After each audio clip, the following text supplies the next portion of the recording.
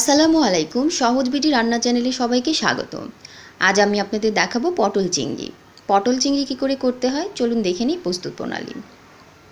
প্রথমে নিয়েছি 1 পোয়া পরিমাণ পটল, আমি এভাবে লম্বা করে কেটে নিয়েছি দুটো মাঝারি সাইজের আলু, নিয়েছি হাফ কাপ পরিমাণ পেঁয়াজ, হাফ কাপ পরিমাণ টমেটো, 1 টিস্পুন রসুন বাটা, 1 টিস্পুন আদা বাটা, 1 টিস্পুন হলুদ গুঁড়া, 1 টিস্পুন মরিচ গুঁড়া, হাফ টিস্পুন ধনিয়া গুঁড়া, হাফ টিস্পুন জিরা গুঁড়া। নিয়েছি লবঙ্গ, এলাচ, জিরা, তেজপাতা। তারপর 1 পোয়া পরিমাণ নিয়েছি চিংড়ি মাছ। আমি চিংড়ি মাছ এখানে মাঝারি সাইজেরটা নিয়েছি, আপনারা ছোটও নিতে পারেন। এটাকে আমি প্রথমে লবণ আর হলুদ দিয়ে মেখে তারপর তেলের উপর ভেজে নিব। আমি এটাকে হালকা ভাজবো, খুব বেশি ফ্রাই করব না, হালকা করে যেন মানে পানিটা চলে যায় এই পর্যন্ত, এই পরিমাণ আমি ভেজে নেব। আমাদের হালকা ভাজা হয়ে গেছে। ভাজা হওয়ার পরে আমি চিংড়িটা উঠিয়ে রাখবো।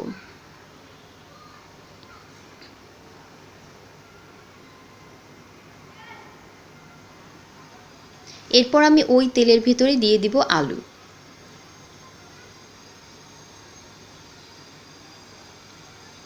আলুগুলো আমি হালকা ভেজে নিব, হালকা ব্রাউন হওয়া পর্যন্ত আমি ভেজে নিব।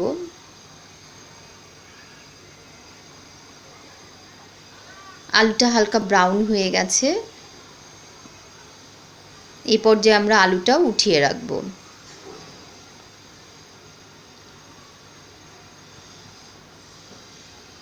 এরপর আমি দিয়ে দিব পটল।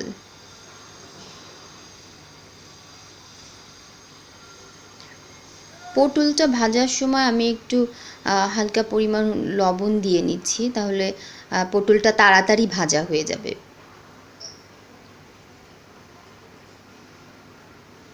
লবণ দিয়ে আরেকটু নেড়ে চেড়ে এই পর্যায়ে যখন ভাজা হয়ে যাবে তখন আমরা পটলটাকে উঠিয়ে রাখব।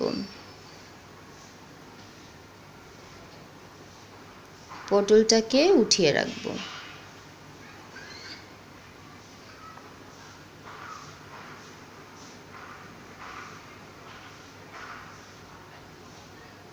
এরপরে আমরা ওই ফ্রাই প্যানে আবার 2 টেবিল চামচ তেল অ্যাড করব।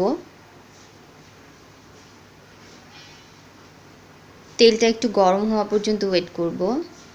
তেলটা একটু গরম হয়ে আসলে তাতে আমরা একে একে দিয়ে দিব তেজপাতা, জিরা, এলাচ, লবঙ্গ। তেজপাতা, জিরা, এলাচ, লবঙ্গ যখন গরম হয়ে যাবে, গরম হয়ে সুন্দর একটা স্মেল আসবে, তখন আমরা দিয়ে দিব পেঁয়াজ। পেঁয়াজটা আমরা হালকা ভাজবো, হালকা ব্রাউন হওয়া পর্যন্ত ভাজবো।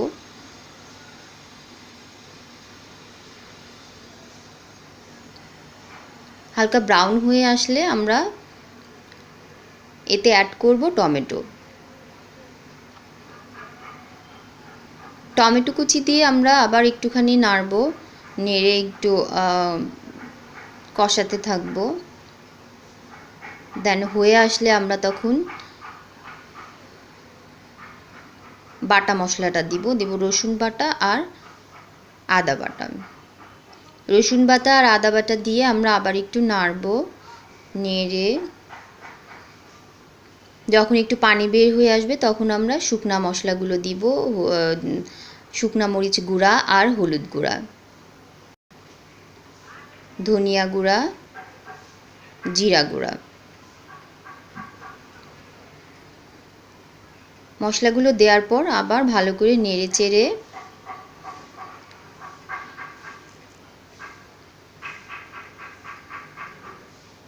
এই পর্যায়ে আমরা দিয়ে দিব একটু লবণ, স্বাদমতো লবণ। লবণ অল্পই দিতে হবে, যেহেতু আমরা আগে সব কিছু লবণ দিয়ে ভেজে রেখেছি। সো এই পর্যায়ে আমরা লবণটা অল্প অ্যাড করব, 1 টিস্পুন। এরপর আমরা হাফ কাপ পরিমাণ পানি দিয়ে দিব। পানি দিয়ে মশলাটা নেড়ে ঢাকনা দিয়ে ঢেকে রাখবো মশলাটা একটু হওয়ার জন্য। মশলাটা একটু হয়ে আসলে আমরা তাতে আলু দিয়ে দেব। আলুটা প্রথমে দিব, কারণ আলুটা সিদ্ধ হতে একটু বেশি সময় লাগে, তাই আমরা মশলার সঙ্গে আলুটা কষিয়ে নিব।